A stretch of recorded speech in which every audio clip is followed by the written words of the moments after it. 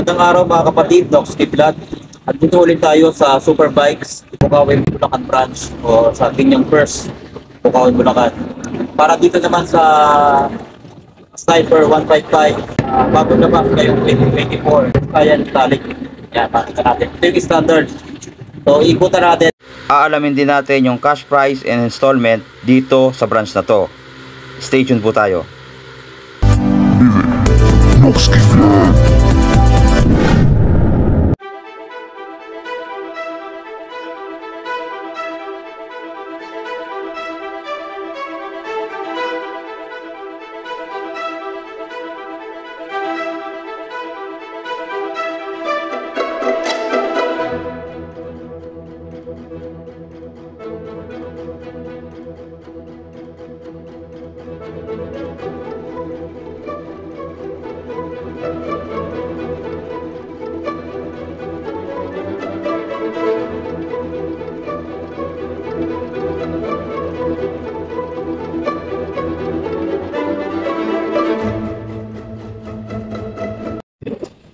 So ito po yung 2024 model ng Yamaha Sniper 155. Napakaganda ng kulay nung nilabas na standard version. So meron ditong ABS version, no. Na-attract agad ako sa kanyang kulay. Napaka head turner na itong motor na to. Ayan.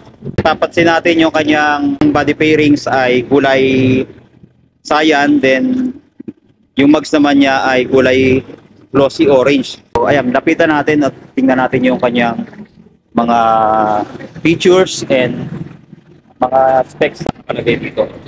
Kaya mapasin natin yung kanyang pinaka panel gauge. So halos same naman dun sa previous model na nilabas noong 2023.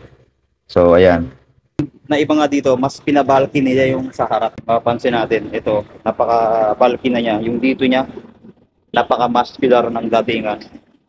Tapos yung isa pang binago, yung dito sa may head niya, ito meron ng design dito, parang pa letter B, no? Tapos yung dito, napaka-angas talaga ng forma ng kanyang headlight. Then pati dito, naiba na rin yun nandito, no? Ilaw dito, yung kanyang daytime running lights, same pa rin naman. May sniper yan dito, nakalagay. Ayan. Tapos sa headlight niya, fully LED na. Yung high and low nito. Except lang dito sa kanyang signal light, naka-halogen bulb.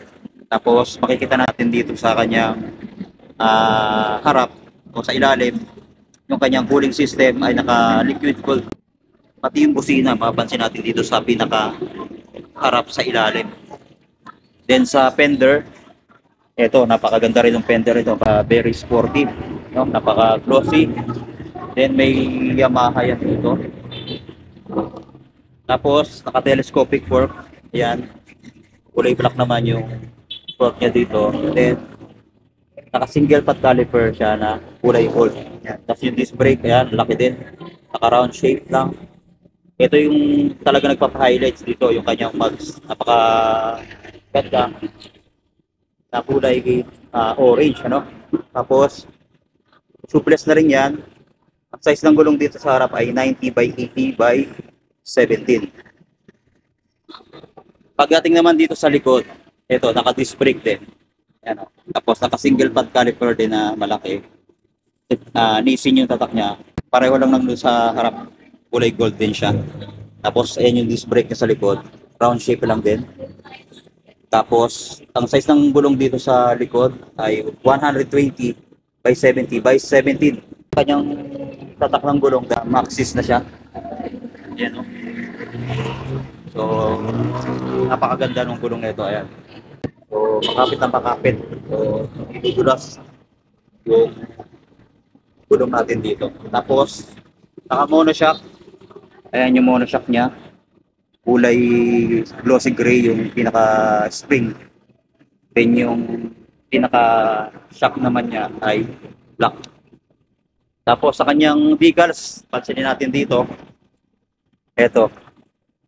Sa kanyang side profile, ito yung kanyang logo ng Yamaha, napakaganda. Then yung fuel injection nakalagay dito.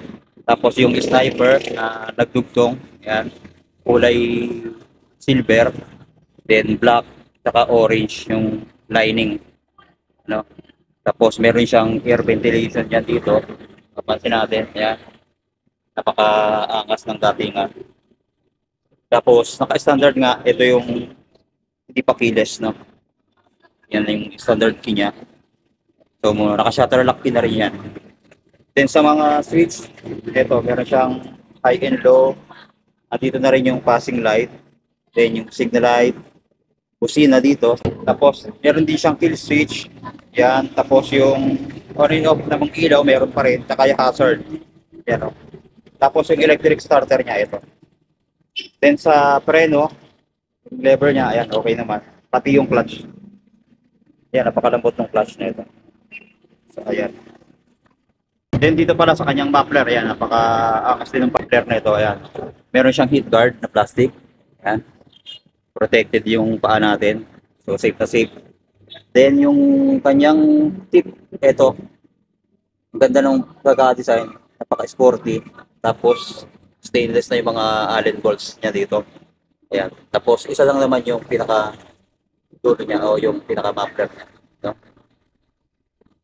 Then dito sa kanyang likod, ito yung kanyang grab bar. Glossy black, tapos very sporty din yung pagka-design.